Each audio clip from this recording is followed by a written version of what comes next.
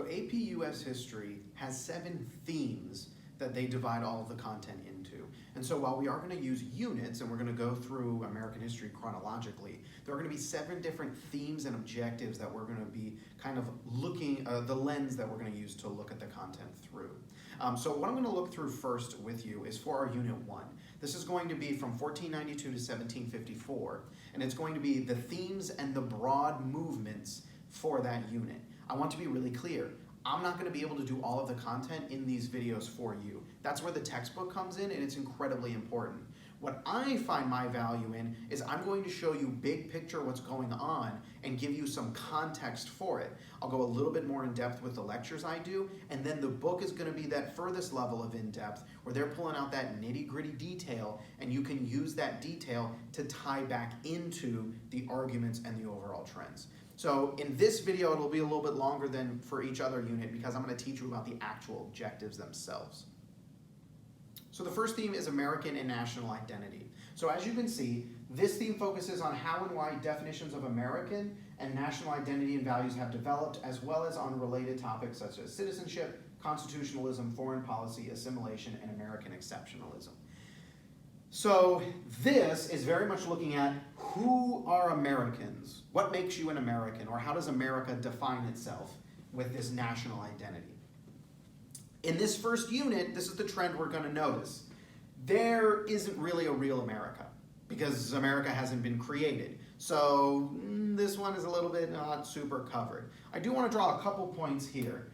There are some distinctions that are going to be formed by Europeans between people born in the New World and those who have been born in Europe. And so while we aren't going to see America, there is going to be a national identity of, well, I was born in the New World and you were born in the Old World or back in Europe. And the people who are born in the New World are not seen as high as those who are born in Europe. There's a lot of race, but also birth into this. And so there starts to be this little spirit felt by these people born in the New World of, we're different, we're unique, we're looked down upon, and they start to form their own identity around that. So while it's not America, it is going to be a kind of new identity. Our next thematic learning objective is politics and power. Politics and power is kind of what you would think. What are the politics involved? Who's in power? So it focuses on different social and political groups, how they have influenced society and government in the US, as well as how political beliefs and institutions have changed over time. Obviously, this is going to be clear in every unit that we go through. The trend you're going to notice in this first unit is that despite officially being under royal control, those in the New World will begin creating their own structures in government and flexing their independent muscles. Ruling power was still predominantly centered around social elites. The examples given are white men, landowners, and religious rulers. So, the trend that I'm going to show you throughout this unit is exactly that. The king is in control. The mother country will be in control, but not really, because these rules aren't actually going to be enforced. And so you'll see salutary neglect. There's a fun little term to jot down. And you're going to see that the people actually in the New World are going to do their own thing. You're going to figure it out. You know what? No one's really telling us what to do. Let's figure it out. And that allows them to start growing this independence, which we're going to see pop up very significantly in Unit 2. But I also want to point out, if we're looking at what groups are involved here, it's your typical people who hold status. The same types of people who in the Old World would have had power are having power in the New World. Now, they may not be exactly the same as the landed wealth that you'll see in the Old World, but it's not like we're seeing much opening up for people who aren't in traditional elite roles. Work exchange and technology is another significant theme. This is basically economics. So it literally has 3 parts: work, what are people doing? Exchange, how's that trading going? And technology, specifically how is technology aiding and helping these things?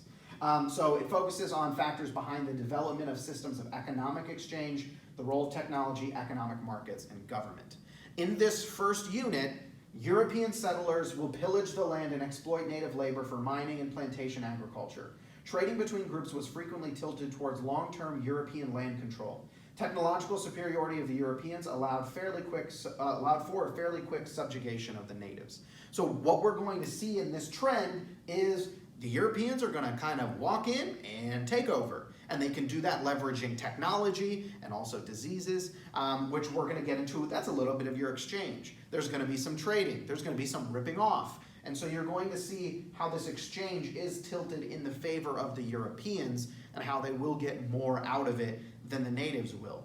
And I do want to point out work. We got to talk about labor in there. You are going to see use of slaves, specifically these natives, and eventually, of course, when we get to the like English settlements, you're going to see slaves pop up as well. Culture and society deals with culture and society. So what is the roles that ideas, beliefs, social mores, and creative expression play in the shaping of the U.S., as well as how various identities, cultures, and values have been preserved or changed in different contexts of U.S. history. Also really significant, also one that we're going to see pop up all the time. In this general unit, you are going to see the trend that culture clash between Europeans and natives. There's a whole lot of detail here. There's a lot of different ways they viewed the world. There's ways they viewed land. There's ways they viewed lineage. There's a whole lot of stuff in there. Your book absolutely gets into it. Too much to talk about here, but there are a lot of different examples of this clash.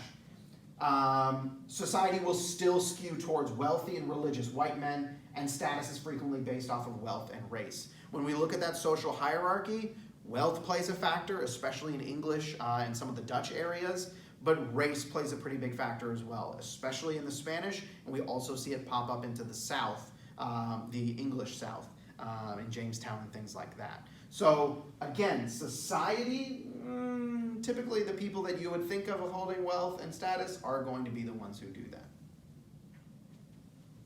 Migration and settlement. This one, it can be a little bit specific in different units, but it focuses on why and how the various people who moved to and within the U.S. both adapted to and transformed their new social and physical environments.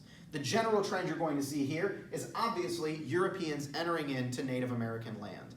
And they will seek to implement European ideas of land resource use. Again, European ideas. We mentioned before this culture clash that'll happen.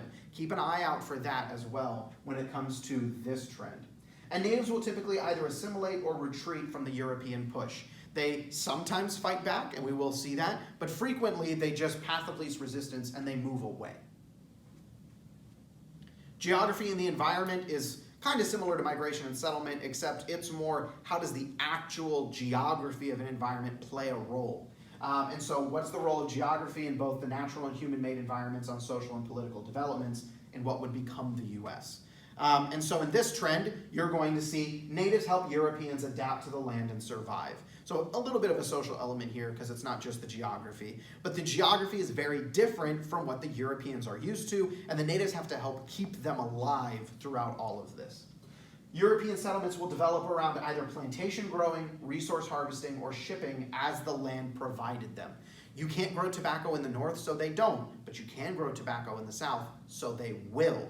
And that's going to be a huge way of how they adapt around what the land is offering up to them.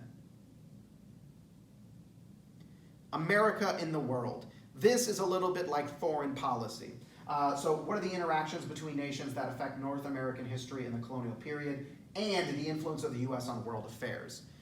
This one is a little weird because technically we don't have an America yet, so we're going to keep it more of kind of a broad-eyed view of the American area, or what will become America. There is some territorial jostling between European powers over the New World land and resources. When we look at that from an American perspective, or the colonists who are settling, it very frequently is they don't actually have a say in what's going on. That's something that is being dictated by these mother countries. But those mother countries are using their colonies as leverage to exert more power and influence for themselves. There is going to be a growing disconnect between colonists and their mother countries. This is kind of a really big deal here.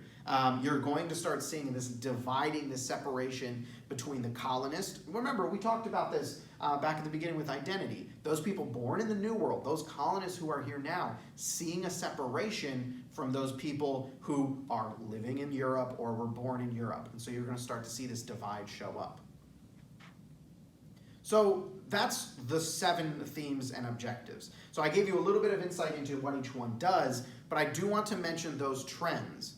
And this kind of gets us to a point where we talk about argumentation. I'm going to have another video that goes into argumentation. We're going to talk about it, but I want to clue you into what we're going to do for reading quizzes. So reading quizzes are going to be a little different than they have been in the past. It's a way that I can kind of incentivize you to do the reading because that is going to be truly valuable for you. And so what the reading quizzes are going to look like is I'm basically going to take, and I'll flip back so you can see an example. I'm going to take one of these. It's not going to be these direct words, but it's going to be a claim. It's going to be an argument. My argument here is there's territorial jostling between European powers over the New World land and resources. And I'll give you a claim like that, and you need to prove it. You need to argue how that is correct historically. You got to use specific facts, you have to bring in events, people, etc., and evidence, but that's going to be what your reading quizzes will be. So these are kind of the trends. As you're reading, find the details and the evidence that support that. That'll be the goal going forward.